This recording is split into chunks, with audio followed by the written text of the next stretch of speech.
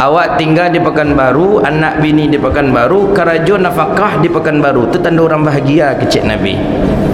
Tapi kok adanya tinggal di Pekanbaru, kerajonya di Padang, orang tua alun bahagia dia tu. Kecik Nabi kau jangan tersinggung pula.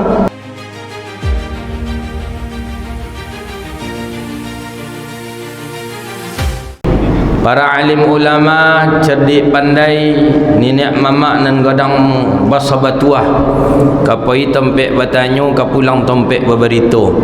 Bapak-bapak, ibu-ibu, seluruh kita yang hadir di sini dimuliakan Allah Subhanahu wa taala.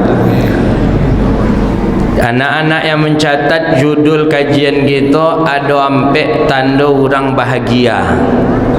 Kecik Nabi, arba'atun min sa'adatil mar'i. Hadis ini di dalam kitab Adabul Mufrad Imam Bukhari, hadis riwayat Abi Sa'id Al-Khudri. Apa kecik Nabi? Arba'atun min sa'adatil mar'i. Arba'ah tu ampek. Kalau 3 salasah. Kalau 2 anda dapat lah isnain. Kalau ciek wahidun. Anak-anak gini lah banyak hafal. Wahidun 1, isnani 2, salasatun 3, arba'atun 4. Orang awak banyak tentu sampai ampek tu nya. 5 nak tentu lah. Dah apa tu tak ada sembahyang 5 rakaat lah. Dek ampek tu dek acuk membaca usolli zuhur asar juz isya, usolli fardal isya'i 4 rakaatin, usolli fardal zuhri 4, usolli fardal asri 4. 5 ada? Ndak ada 5. Khamsah ndak ada.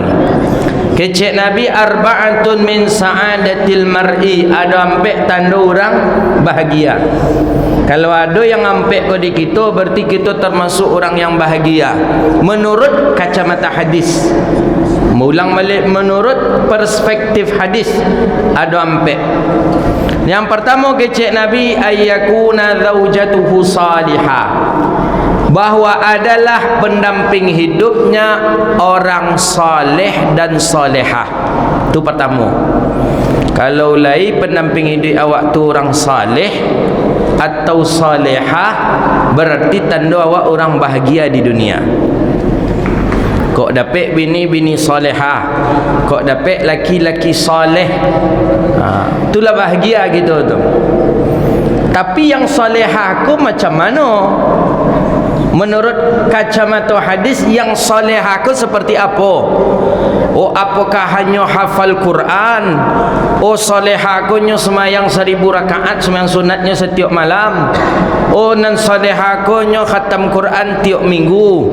Oh, yang saleh aku nya lalu je lakinya pakai jilbab. Enggak, tu enggak salehat, tu caleha nama tu. Kalau nya orang tu colio nama tu. Apa nan salehan tu? Kan banyak gitu laki-laki ko nya nasihati dia amaknya ndek ko dapat yang berbini, carilah bini yang salehah yuang kene. Kenapa nan salehah tu? Kecik Nabi dalam hadis sahih, Imam Suyuti menukilkan juga dalam Jami'us Shaghir, yang salehah tu ampeknya Pak. Tak banyak-banyak dah. Kok adalah di orang rumah wak ampek ko, berarti bini waktu lah salehah namanya tu.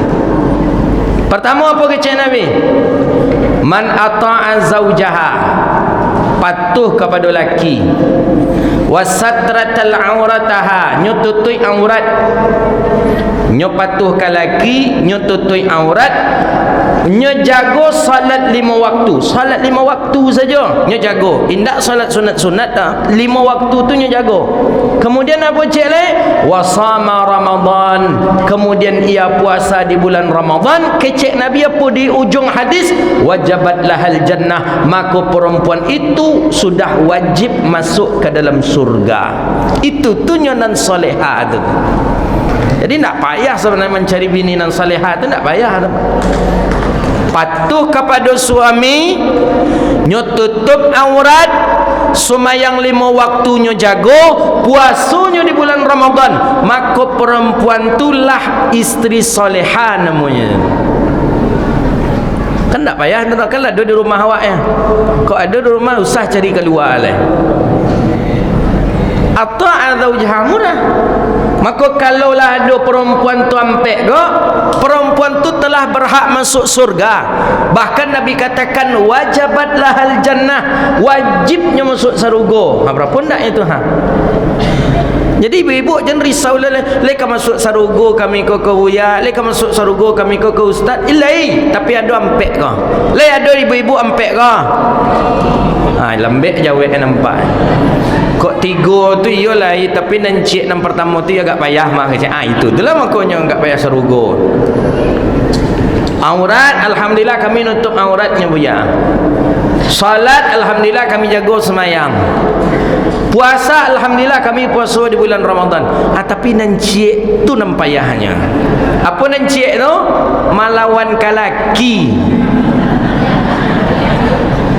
Cik baru kecek laki lah 10 jawab ininya. Kadang alun mengecek laki lah nya potong saja. Dan laki ko baalai antara takwik jo sayang. Nak dijawab beko takwik. Sayang ia juga, tapi itulah. Makanya apa-apa ibu-ibu nan dikatakan di hadis Nabi itu tuhnya ayyakuna zaujatuhu salihah. Kalaulah mendapat pendamping saleh, salihah tu tandalah bahagia kita di dunia. Makanya kalau punya bini, ada dah menampik tadi di sifat bini. Anak-anak yang akan mencari bini, cari yang nampik ko sifat di bini, di calon bini awak tu. Ata'a zaujaha, ganti dengan apa? Patuhnya ke ibu bapaknya ndak? Satratul aurat, auratnya jago ndak?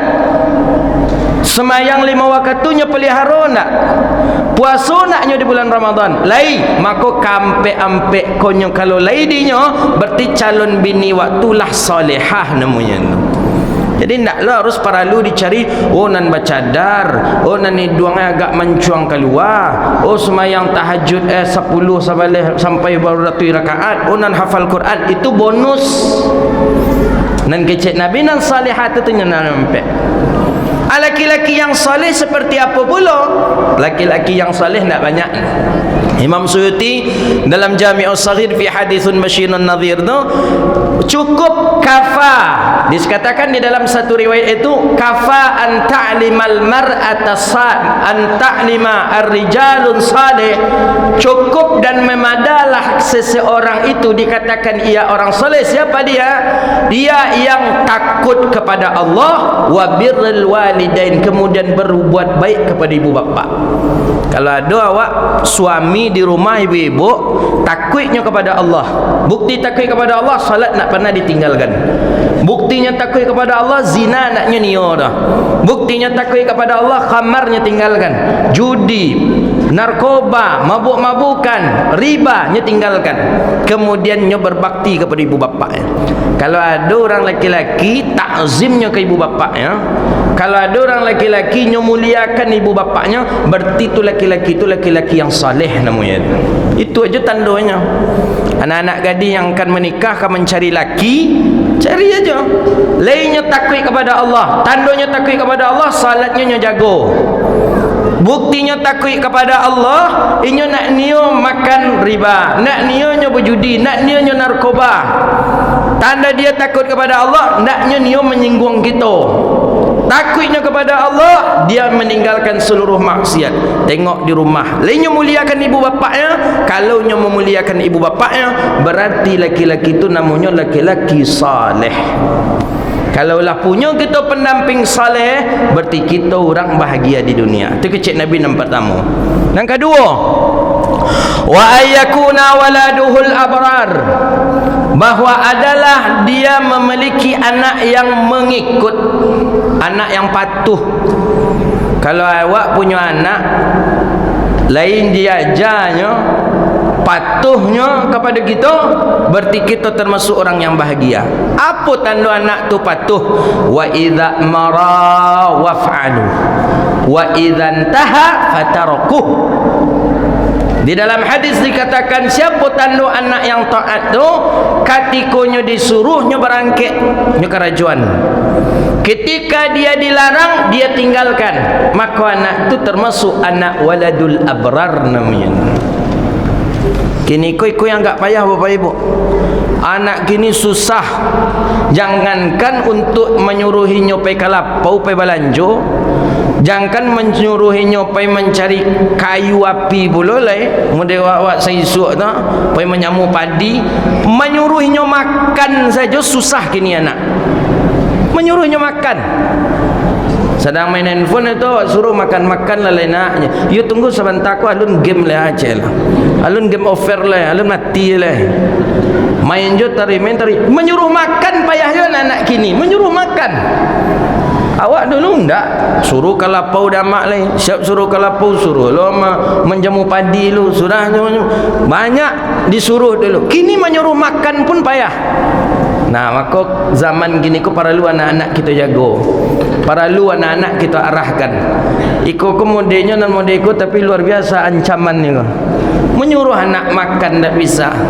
Menyuruh untuk salat pun jaga dia arok lah. Nah, kalau kita Allah takdirkan punya waladul abrar, berarti kita tanda orang yang Allah izinkan untuk bahagia di dunia. Yang ketiga kecik Nabi apa? Walahu jiranun salihun, dan ia memiliki jiran tetangga yang elok. Kalau lay awak hidup bertetangga tu lay elok pula, itu tanda bahagia gitu. Tapi kalau ingin tetangga tu elok, ya elokkan pula diri awak ke tetangga dulu. Awak banyak menuntut tetangga supaya elok ke awak. Awak dulu nak elok ke tetangga. Ingat hadis Nabi SAW, la yu'minu ahadukum, kata baginda Nabi hatta ya'man jarahu bawa'iqah. Tak beriman seseorang kalau tetangganya tidak merasa aman oleh perangainya. Awak gini kau hidup bertetangga, apalagi di daerah kini kau tak ada rasa malu gini tu Pak. Malu tu lah kurang di kita. Bab malu tu tak ada di awak lah Pak. Padahal Nabi katakan al-haya'u minal iman tu, tapi malu tu sebagian dari iman. Ingin tahu kita kadar iman seseorang, rasakan rasa malu. Laya ada malu tak? Orang wirid ke masjid, awak duduk je di rumah. Orang lewat ke masjid pergi solat jemaah, awak duduk je di muka rumah. Taluk lo menyapa orang tu, la jaleh orang ke azan maghrib, bertanya lo ke orang tu, "Kama tu?" je, bertanya je tu. Pada orang lah makai kain apa, lah makai mukannah, lah makai kain sarung, "Kama tu?" je, taluk dia tu. Orang wirid dah, orang kajian lah, nak tentunya malu. Kini bab malu tu memanglah habis dari kita. Dulu ya Allah, kalau nengok orang saya esok dulu makan di muka mintua tu malu tu mah. Malu, sagan. Kalau ndak awaknya suruh di mintua, tunggu awak makan di mintua dulu. Kalau ndak awak yang menunggu mintua dulu makan.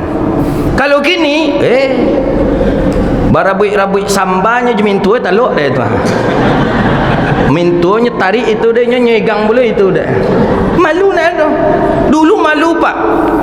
Kamu sampai kini pun masih ada rasa itu tujuh mintua pun ada itu kamu. Malu. Maga agak suuk tu maga agak tu ha. Kok terlampau ketek sagan tersinggung mintua, nak lama nampak ikan nasi awak dah keceknya lah. Ikan nasi kalau orang tu ikan nasi sambal nak lama terlampau gadang sagan juga canguk menantu dan kau lah icik mintua. Makanya jarang orang dulu makan je mintua Pak. Kini ya Allah ya Karim, balapik-lapik parangkan tuiknya mintua je minantu. Minantu tekan tuik di muka, mintua tekan tuik di belakang. Siatu kecik mintua, abang ni kecik anak ni. Bab malu nak ada. Menonton filem dono bagai. Menonton filem dono minantu je mintu keke dah galak menonton filem dono tu ha. Bertanya lo mintu ko, alam mulai filem buat tadi yuang keciknya lah. Kan malu nan ndak ada. Malu nan ndak ada. Itulah makanya iman nan ndak ada. Maka kadar iman tu kerja Nabi apa? Malu. Nabi luar biasa. Dalam rawi berzanji di bab akhir ada tu. Wa kana nabiyuna sallallahu alaihi wasallam syadidal haya'i wat tawadhu'. Yakhsifu na'lahu wa yarqa'u thawbahu wa yahlibu syatahu fi khidmati ahlihi bi siratis sariyah. Nabi pemalu. Saking pemalunya Nabi, Ketika Nabi sedang duduk-duduk je sahabat, dalam syarah Barzanji disebutkan terbukalah betis Rasulullah. Fakashafa idharahu. Terbuka betis Nabi. Nabi sedang duduk-duduk je sahabat, nampak betis. Laki-laki betis kan nak aurat tu dah. Nak lutut Nabi, betis nampak putih betis Rasulullah. Famarma alaihi. Nabi pingsan saking pemalunya Nabi. Awaklah dah nampak terbuka betis pingsan di situ. Ibu-ibu pernah nak terbuka kepala, nak berjilbab menjamuan kain di laman rumah, pernah nak pingsan? Tak. Dia apa? Kerana malu nak ada. Awak nak ada malu len. Dulu pak mandi di tepian tu pak, di sungai tu, di batang air tu, di sungai tu kalau mandi dulu nak taluk mandi jemin tua tu pak.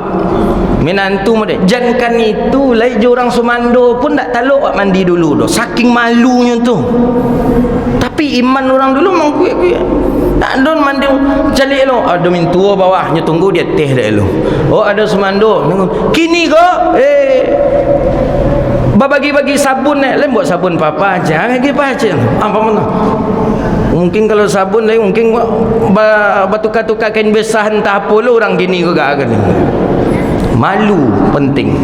Maka jiranun saleh, orang kita kenapa tidak ada adab kepada tetangga? Karena malu ni tidak ada. Kamu pernah nampak di daerah kita di Riau ke? Ditimpa musibah, kemalangan, meninggal dunia tetangganya.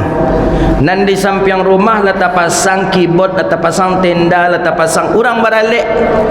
Indak nionya membarantian keyboardnya goda pada kau orang sedang melepih jenazah. Pelepasan jenazah. Apalah salahnya orang baralik kok? Kapan perlu kalau memang awak punya budaya malu? Kalau memang kita ke seorang muslim, mungkin kita katakan batalan salah. Angui nak bisa dah karena lah pakai DP. Biarlah. Tak mungkin kita menyinggung perasaan tetangga kita. Nabi katakan la yu'min, tak beriman. Walaupun memang tak beriman di situ tu la nafi, di situ la nafi kamal, bukan la nafi sihah, tapi memang tak sempurna iman gitu. Memang biasa ni sikoi di keyboard tetap lagu-lagu, nanti siko malah pe jenazah. Tak ada beda rumah ada pak, beda apa saja, beda dinding saja. Sanggup dia apa, dia malu tak ada. Iko orang nama dia kok memang keterlaluan. Kok ada lah nanda awak nama dia kok apa nek datang ke masjid saja tu. Panek mengaji saja tu. Tak ada masuk ilmu tu dah. Maka oleh kerana itu hidup je tetangga kau perlu pak, perlu. Hadis musalsal bil luqmah, kita masih ingat diijazahkan oleh masyayikh kita ketika menyuapkan makanan ke mulut kita. Apa kata syekh dalam riwayat hadis Nabi sallallahu alaihi wasallam? Luqmatani au luqmah au luqmatani fi batnin ja'i'in afdalun min bina'i alfi jami'in. Satu suap, dua suap masuk ke dalam perut orang yang lapar itu lebih mulia daripada membangun 1000 masjid. Tetangga awak litak perutnya, tetangga kita lapar, awak orang kaya, awak buat masjid siko megah, masjid siko megah, masjid siko 1000 masjid kita buat megah, bagus. Tapi rupanya tetangga ada yang lapar. Memberi makan tetangga tadi, walaupun satu suap, dua suap yang masuk ke dalam perutnya, itu lebih mulia dibandingkan dengan membangun 1000 masjid, kata Nabi SAW. Maka hati-hati pak. Kok kaya bana awak, kok banyak bana ibadah awak, kalau ada tetangga kita lapar, tidak Allah terima amal ibadah kita. Maka oleh kerana itu, bertetangga dengan tetangga yang salih, bertetangga dengan tetangga yang baik, itu satu anugerah daripada Allah Subhanahu wa taala. Yang keempat, terakhir, siapa tanda orang yang bahagia lagi yang gampek, kata Rasulullah? Wa ayyakuna rizquhu fi biladihi, bahwa adalah rezekinya itu di tempat ia tinggal. Awak tinggal di Pekanbaru, karajo di Pekanbaru, itu tanda orang bahagia namanya. Awak tinggal di Pekanbaru, anak bini di Pekanbaru, karajo nafkah di Pekanbaru, itu tanda orang bahagia, kecik Nabi. Tapi kok adanya tinggal di Pekanbaru, karajonya di Padang. Orang tu alun bahagia dia tu. Kecek Nabi kau jangan tersinggung pula. Awak anak bini di Pekanbaru, awak karajo nin karohil nin. Sekali sebulan pulang, awak karajo nin ka inhil nin. Alun bahagia kecek Nabi. Kalau indak percaya, cuba tanya ke orang yang marasuan dan suang. Pasti indak senang keceknya. Bukti nak senang nak minta pindah ke Pekanbaru tarui saya orang tu. Pindah lah tak buyal lah dekat je pindah nak kita tu tentu tak bahagia.